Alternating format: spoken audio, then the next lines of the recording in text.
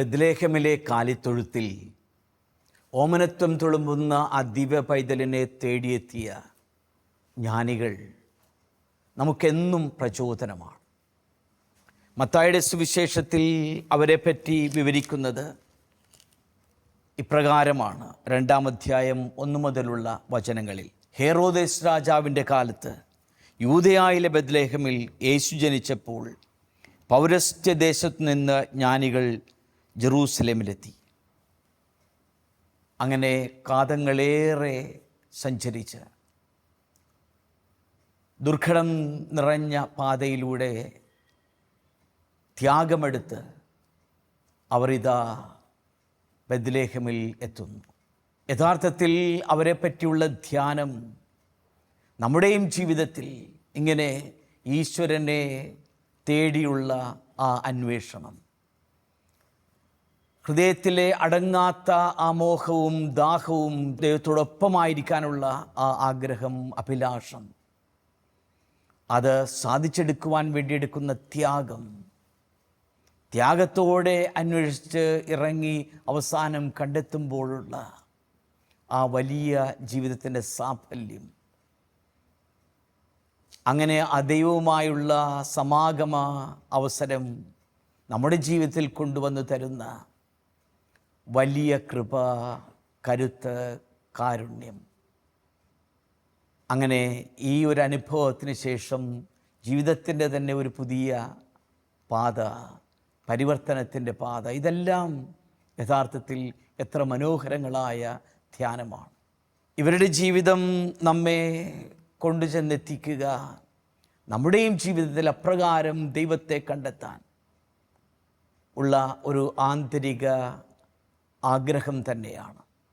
മത്തായിയുടെ സുവിശേഷം 2-ാം അധ്യായം 2-ാം വാക്യത്തിൽ വായിക്കുന്ന ഇതാണ്: എവിടെയാണ് യഹൂദന്മാരുടെ രാജാവ് ജനിച്ചത്? അവനെ ആരാധിക്കുവാൻ ഞങ്ങൾ വന്നിരിക്കുന്നു. അങ്ങനെ എവിടെയാണ് എന്നുള്ള ആ ഒരു ആഗ്രഹം, അന്വേഷണത്തിൻ്റെ ആ ചോദ്യമാണ് ഇവരെ ഏതൊരു ത്യാഗമെടുക്കുവാനും, അങ്ങനെ ത്യാഗത്തോടുകൂടെ യാത്ര ചെയ്ത് ജീവിതത്തിൻ്റെ വലിയ സാഫല്യം കണ്ടെത്തുവാനും ഇടയാക്കിയത്.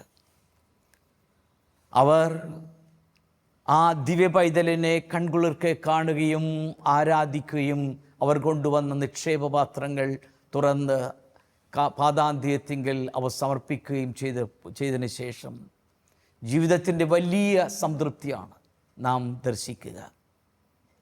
പിന്നീട് അവർക്ക് രാജകൊട്ടാരത്തിലേക്ക് തിരിച്ചു പോകേണ്ട ആവശ്യമില്ല. രാജാവിൻ്റെ പട്ടും പുടവയും അംഗീകാരവും അഭിനന്ദനവും അധികാരവും ഒന്നും അവർക്ക് വേണ്ട. അവർ അങ്ങനെയാണ് മറ്റൊരു വഴിയെ പോയത്.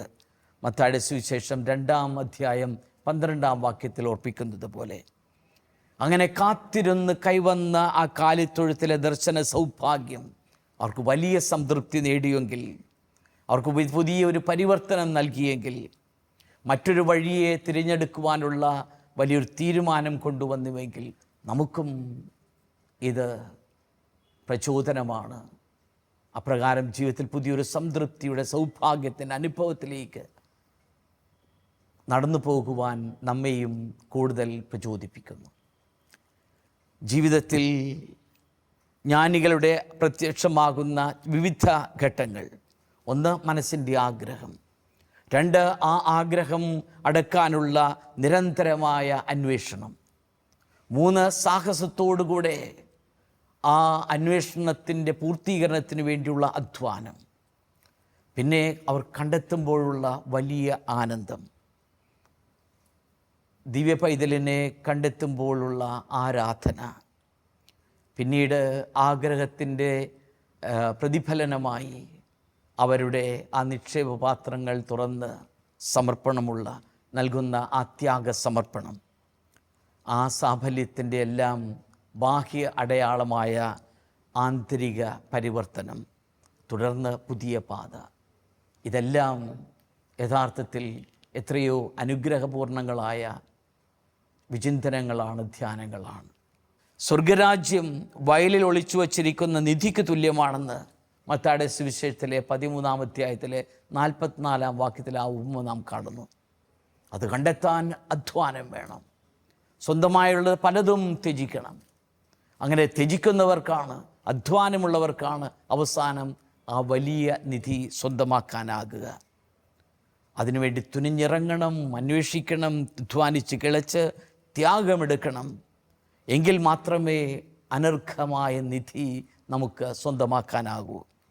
അതാണ് ഈ ജ്ഞാനികളെ ബെത്ലഹേമിൽ കാലിത്തൊഴുത്തിൽ ദിവ്യപൈതലിനെ കൺകുളിർക്കെ കണ്ട് ആനന്ദ നിർവൃതി അടയുന്ന ആ ജ്ഞാനികളെ യഥാർത്ഥത്തിൽ വ്യത്യസ്തരാക്കുന്നത്. അവർക്ക് പിറന്ന നാടും പരിചിത സാഹചര്യങ്ങളും എല്ലാം വിട്ടുപേക്ഷിച്ച് പോകാൻ, അവരുടെ സ്വകാര്യ സൗകര്യങ്ങൾ ഉപേക്ഷിക്കാൻ തയ്യാറുണ്ട്. പ്രിയമുള്ള പലതും, സ്വന്തമായ പല കാര്യങ്ങളും ഉപേക്ഷിച്ചാൽ മാത്രമേ നമ്മുടെയും ജീവിതത്തിൽ ഈ ആനന്ദ അനുഭൂതി, ജീവിതത്തിൻ്റെ വലിയ സംതൃപ്തി, സാഫല്യം, സൗഭാഗ്യം സ്വന്തമാക്കാൻ ആകുകയുള്ളൂ. പുറപ്പാടിൻ്റെ പുസ്തകത്തിൽ നാം കാണുന്നുണ്ട്, മുൾപ്പടർപ്പിൽ നിന്ന് മോശ ശ്രവിച്ച ആ യഹോവയുടെ സ്വരം, നിൻ്റെ ചെരിപ്പുകൾ അഴിച്ചു മാറ്റുക. വിഖ്യാതനായ ദൈവശാസ്ത്രജ്ഞൻ ഫാദർ ജോസഫ് നോയ്നർ, ഈശുസഭ വൈദികൻ, അദ്ദേഹത്തിൻ്റെ ദ വാക്കിംഗ് വിത്ത് ഹിം എന്നുള്ള ഒരു പുസ്തകമുണ്ട്. അതിൽ ഈ ചെരിപ്പുകൾ അഴിച്ചു മാറ്റുക എന്നുള്ള വചനം വ്യാഖ്യാനിച്ചുകൊണ്ട് പറയുക, ദൈവത്തിൻ്റെ സന്നിധിയിൽ നാം ആയിരിക്കുന്ന വിധത്തിൽ നിൽക്കണം. ചെരിപ്പുകൾ അഴിച്ചു മാറ്റുക എന്ന് പറഞ്ഞാൽ പുറം മോടിയും ആന്തരിക സ്വാർത്ഥതയും സ്ഥാനമാനങ്ങളും എല്ലാം ഉപേക്ഷിച്ചാൽ മാത്രമേ വി സ്റ്റാൻഡ് ബെയർ ഫൂട്ടഡ്. അതാണ് ഫാദർ ജോസഫ് നോയ്നർ പറയുക. നാം നിഷ്പാദകരായി എല്ലാ സ്വാർത്ഥതയും വെടിഞ്ഞ് ദൈവസന്നിധിയിലായിരിക്കുമ്പോഴാണ് ആ ദൈവത്തിൻ്റെ സ്വരം ശ്രവിക്കാനാകുക, ദൈവത്തിൻ്റെ സാഫല്യത്തിലേക്ക് നമ്മുടെ ജീവിതത്തിൽ കടന്നു വരിക. അങ്ങനെ എല്ലാ സുരക്ഷിതത്വവും വലിച്ചെറിഞ്ഞ് ഇതാ ഞാൻ എന്ന് പറയുമ്പോഴാണ് നമുക്ക് ദൈവത്തെ കണ്ടെത്താനാകുക. യഥാർത്ഥത്തിൽ ഇവർ 3 പേരും ആ അജ്ഞാത ദേശത്തേക്കുള്ള ഒരു തീർത്ഥാടനമായിരുന്നു, a journey to the unknown. Francis പാപ്പ തൻ്റെ സുവിശേഷത്തിൻ്റെ സന്തോഷം, Evangelii Gaudium, the joy of the gospel എന്ന പ്രബോധനം തുടങ്ങുന്നത് തന്നെ സുവിശേഷത്തിൻ്റെ സന്തോഷം യേശുക്രിസ്തുവിനെ കണ്ടുമുട്ടുന്ന എല്ലാവരുടെയും ഹൃദയങ്ങളിലും മുഴുവൻ ജീവിതത്തിലും നിറയുന്നു. അവിടുത്തെ രക്ഷ സ്വീകരിക്കുന്നവർ പാപം, ദുഃഖം, ആന്തരിക ശൂന്യത, ഏകാന്തത എന്നിവയിൽ നിന്ന് സ്വതന്ത്രരാക്കപ്പെടുന്നു. അപ്രകാരമാണ് ഫ്രാൻസിസ് പാപ്പ, ഭാഗ്യസ്മരണാർഹനായ പാപ്പ നമ്മോട് പറയുക. ഈ ജീവിതത്തിലെ പാപം, ദുഃഖം, ആന്തരിക ശൂന്യത, ഏകാന്തത എന്നിവയിൽ നിന്ന് സ്വതന്ത്രരാക്കപ്പെടുക യേശുക്രിസ്തുവിനെ കണ്ടുമുട്ടുന്നവരാണ്. അവരിലാണ് ഇങ്ങനെ സുവിശേഷത്തിൻ്റെ ആനന്ദം നിറഞ്ഞു നിൽക്കുക എന്ന് ഫ്രാൻസിസ് പാപ്പ വ്യക്തമാക്കുന്നു. ഈ ജ്ഞാനികൾക്കും ലഭിച്ചത് ഈ ഒരു വലിയ സൗഭാഗ്യമാണ്. യഥാർത്ഥത്തിൽ മറിയം ചെയ്തതും അത് തന്നെയല്ലേ? ലൂക്കായുടെ സുവിശേഷത്തിൻ്റെ 1-ാം അധ്യായം 38-ാം വാക്യത്തിൽ, ഇതാ കർത്താവിൻ്റെ ദാസി, അങ്ങേ വിശുദ്ധഹിതം പോലെ എന്നിൽ ഭവിക്കട്ടെ എന്ന് പറഞ്ഞ് സമസ്തവും സമ്പൂർണമായി മറിയം ദൈവത്തിൻ്റെ ഹിതമനുസരിച്ച് ആ വിശുദ്ധഹിതത്തിൻ്റെ മുൻപിൽ സമർപ്പിക്കുന്നു. അങ്ങനെ ആ സമർപ്പണമാണ് സാഫല്യത്തിലേക്ക് അവളെ നയിക്കുക. ജോസഫിൻ്റെയും യേശുവിൻ്റെ വളർത്തുപിതാവായ ജോസഫിൻ്റെയും ജീവിതത്തിൽ മത്തായിയുടെ സുവിശേഷത്തിൻ്റെ 1-ാം അധ്യായം 24-ാം വാക്യത്തിൽ കാണുന്നത് പോലെ കർത്താവിൻ്റെ ദൂതൻ കൽപ്പിച്ചതുപോലെ അവൻ പ്രവർത്തിച്ചു. അതായത് തൻ്റെ ഹിതമില്ല, തൻ്റെ ആഗ്രഹവും അഭിലാഷവുമില്ല, ദൈവത്തിൻ്റെ വിശുദ്ധഹിതം മാത്രം നിവർത്തിക്കണം. ഈ വാനിലുദിച്ച നക്ഷത്രം, വെള്ളിത്താരകം, അതിനെ പിന്തുടർന്നാണ് ഈ ജ്ഞാനികളുടെ യാത്ര. നക്ഷത്രം കണ്ടപ്പോൾ അത്യധികം സന്തോഷിച്ചു എന്നാണ് മത്തായിയുടെ സുവിശേഷത്തിൻ്റെ 2-ാം അധ്യായത്തിൻ്റെ 10-ാം വാക്യത്തിൽ നാം കാണുക. ഇങ്ങനെ മനസ്സിൽ ജ്ഞാനമുള്ളവർക്കാണ് ഈ പ്രകൃതിയുടെ ഭേദങ്ങളും സാഹചര്യങ്ങളുടെയും ഒക്കെ പ്രത്യേകതകളും തിരിച്ചറിയാനാകുക. ജ്ഞാനികളെ നയിച്ചത്, ഈ നക്ഷത്രം നയിച്ചത് ക്രിസ്തുവിലേക്കാണ്. അങ്ങനെ നമ്മുടെ ജ്ഞാനം, നമ്മുടെ അന്വേഷണം നടത്തേണ്ടത് Jesus Christ the super star, ആ ക്രിസ്തുവാണ് യഥാർത്ഥത്തിലുള്ള താരം. നീതിസൂര്യൻ നമ്മിൽ ഉദിക്കും, അതിൻ്റെ ചിറകുകളിൽ സൗഖ്യമുണ്ട്. തൊഴുത്തിൽ നിന്ന് വരുന്ന പശുക്കുട്ടി എന്ന പോലെ നിങ്ങൾ തുള്ളിച്ചാടുമെന്ന് മലാഖിയുടെ പുസ്തകത്തിൻ്റെ 4-ാം അധ്യായം 2-ാം വാക്യത്തിൽ പറയുക ഇതാണ്. ഈ ഒരു ആനന്ദത്തിൻ്റെ അനുഭൂതി ഹൃദയത്തിൽ നിറയണമെങ്കിൽ നാമും നമ്മുടെ ജീവിതത്തിൽ ഇപ്രകാരം പ്രവർത്തിക്കണം.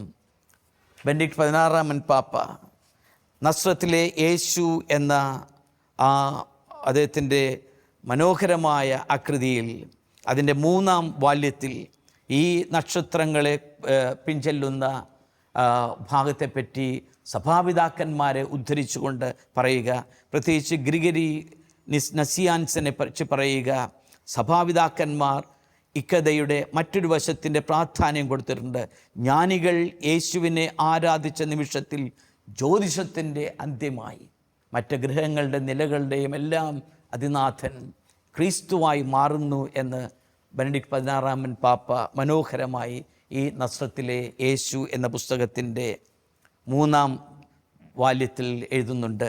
സൃഷ്ടപ്രപഞ്ചത്തിൻ്റെ ഭാഷ ഗ്രഹിച്ച ജ്ഞാനികൾ നക്ഷത്രത്തെ പിന്തുടർന്ന് ക്രിസ്തുവിൻ്റെ സന്നിധിയിൽ എത്തുന്നു. നമ്മുടെയും ജീവിതത്തിൽ ഈ ക്രിസ്തുവിൻ്റെ സന്നിധിയിൽ എത്തിച്ചേർന്നാൽ പിന്നെ നമുക്ക് മറ്റൊന്നും പ്രയാസം തരുന്നില്ല, അലോസരപ്പെടുത്തുന്നില്ല.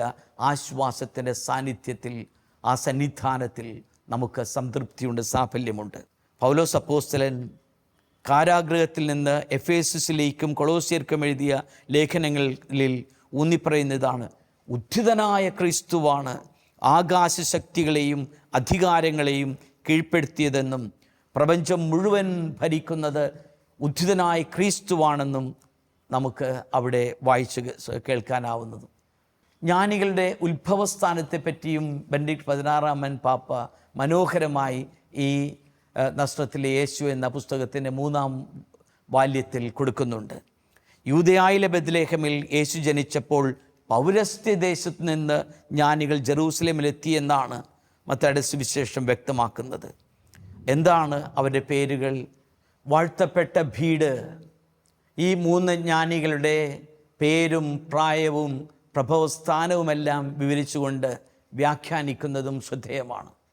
അവരുടെ പേരുകൾ മെൽക്കിയോർ, അതായത് മുടി നരച്ച് താടിക്കാരനായ ഒരു മനുഷ്യൻ. ബാൽത്തസാർ, ജീവിതത്തിൻ്റെ മധ്യവയസ്സിലെത്തി നിൽക്കുന്ന ഒരു മനുഷ്യൻ. കാസ്പർ, ആരോഗ്യദൃഢഗാത്രനായ ഒരു യുവാവ്. അത് മനുഷ്യ അസ്തിത്വത്തിൻ്റെ 3 ഘട്ടങ്ങളെപ്പറ്റി പ്രതിദാനം ചെയ്യുന്നു എന്നാണ് അദ്ദേഹം വ്യാഖ്യാനിക്കുക. അതായത് യൗവനവും മധ്യവയസ്കലും പ്രായമുള്ളവർക്കുമെല്ലാം ക്രിസ്തുവിനെ ആവശ്യമുണ്ട്. അതായത് യൗവനത്തിലും പക്വതയുടെ പ്രായത്തിലും വാർദ്ധക്യത്തിലുമെല്ലാം നമ്മുടെ ജീവിതത്തിൻ്റെ ലക്ഷ്യം എപ്പോഴും ക്രിസ്തുവാണ് എന്നാണ് അത് വ്യക്തമാക്കുക. അൾത്താരയുടെ വണക്കത്തിലേക്ക് ഉയർത്തപ്പെടുവാനുള്ള നടപടിക്രമങ്ങൾ പുരോഗതി പ്രാപിക്കുന്ന ആർച്ച് ബിഷപ്പ് ഫുൾട്ടൻ ജയ്ഷീൻ ഇവരെപ്പറ്റി വ്യാഖ്യാനിക്കുമ്പോൾ, the Magi came with gifts, but the greatest gift they carried was the ലോങ്ങിങ് of the human heart for God എന്നാണ്. ഇവരുടെ ആ ആന്തരിക അഭിലാഷം, ആ മോഹം, ദാഹം, അതായിരുന്നു യഥാർത്ഥത്തിൽ അവർക്ക് ആ തിരുസന്നിധാനത്തിൽ സമർപ്പിക്കാനുള്ള ഏറ്റവും വലിയ സമ്മാനം എന്ന് പറയുന്നു. അങ്ങനെ ഈ 3 അവരുടെ നിക്ഷേപപാത്രങ്ങൾ തുറന്ന് നൽകുന്ന ആ 3 സമ്മാനങ്ങളും യഥാർത്ഥത്തിൽ സ്വർണം ക്രിസ്തുവിൻ്റെ രാജ്യത്വത്തിൻ്റെ പ്രതീകമാണെങ്കിൽ, കുന്തുരുക്കം അവിടുത്തെ ദൈവമാണെന്നുള്ള പ്രഖ്യാപനവും, മീറ അവിടുത്തെ മരണത്തെയും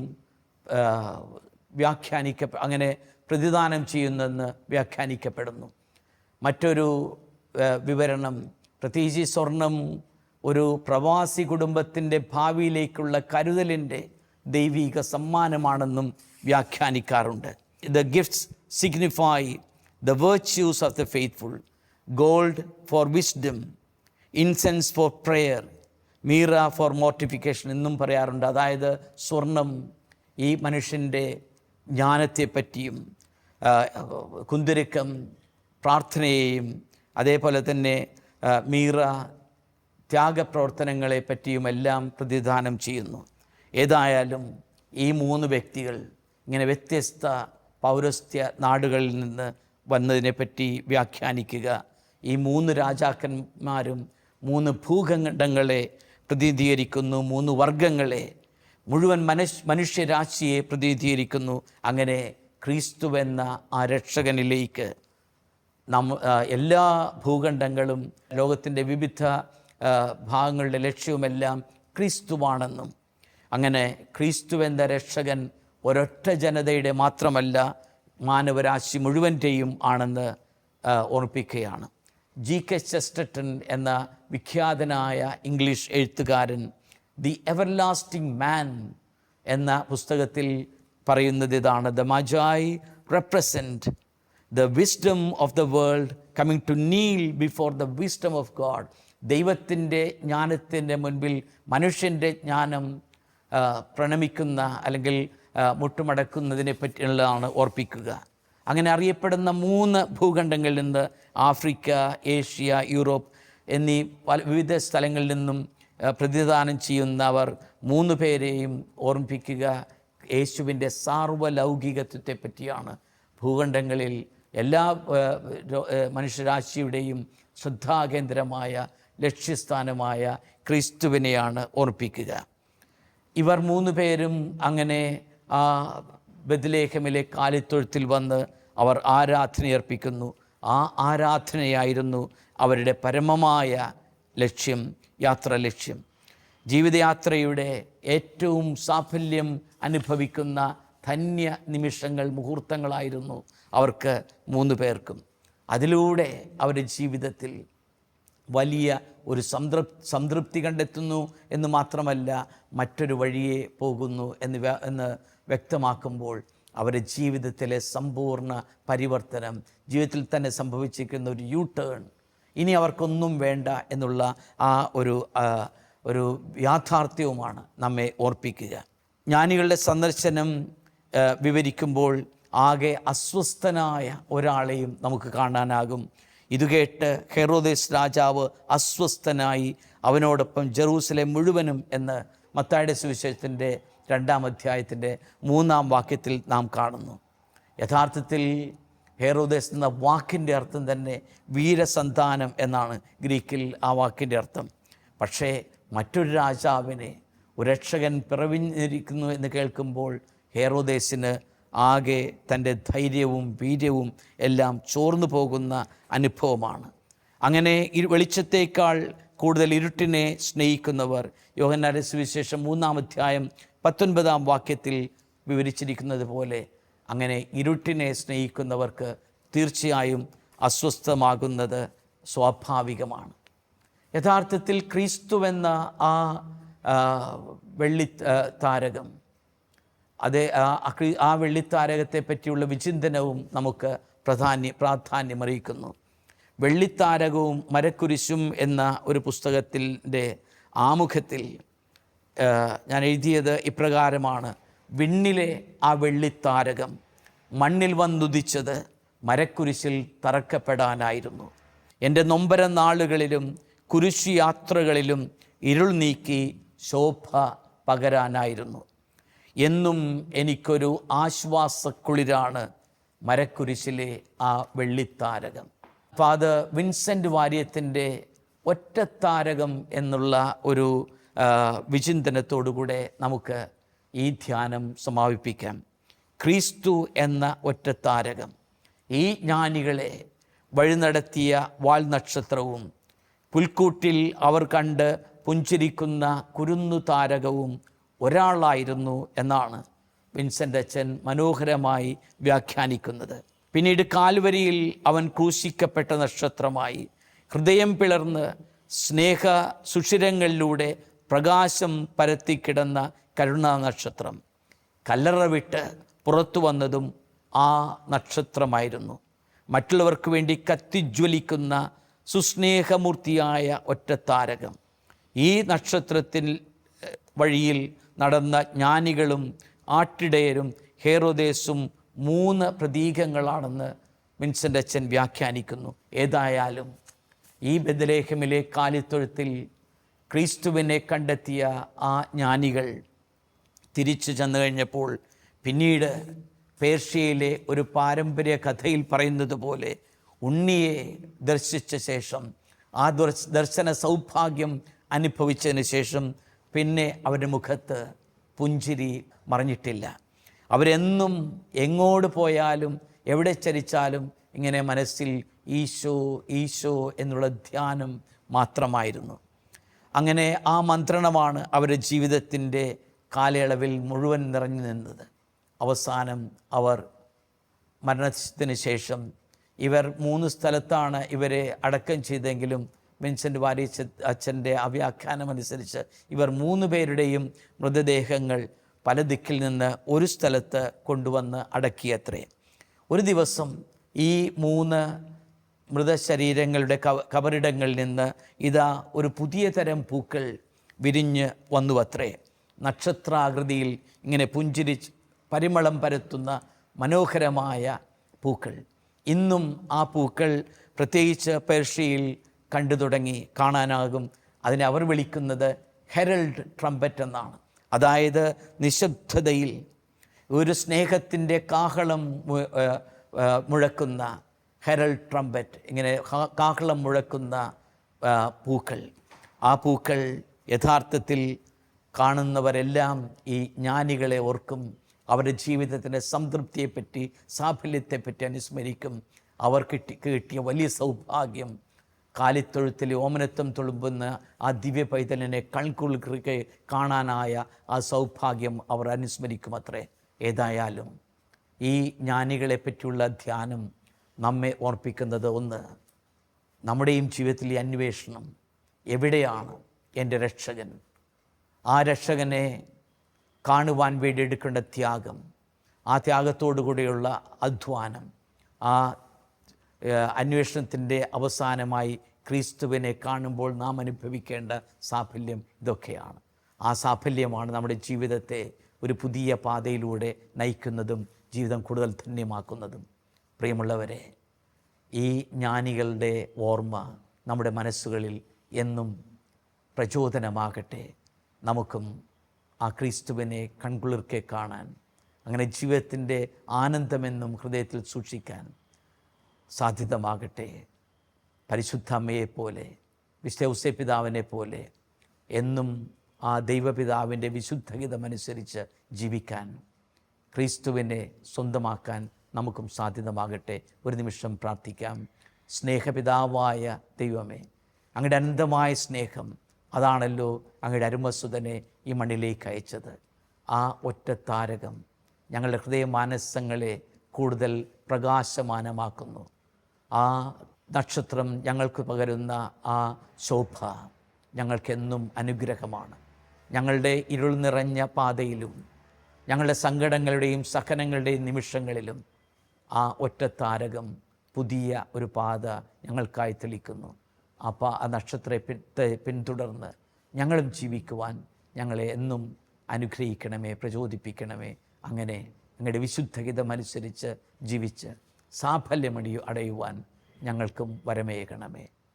പ്രിയമുള്ളവരെ, ജ്ഞാനികളെപ്പോലെ നമുക്കും ക്രിസ്തുവിനെ സദാ അന്വേഷിക്കുന്നവരാകാം. അന്വേഷിച്ച് കണ്ടെത്തി സാഫല്യമടയാം. ദൈവം നമ്മെ സമൃദ്ധമായി അനുഗ്രഹിക്കട്ടെ.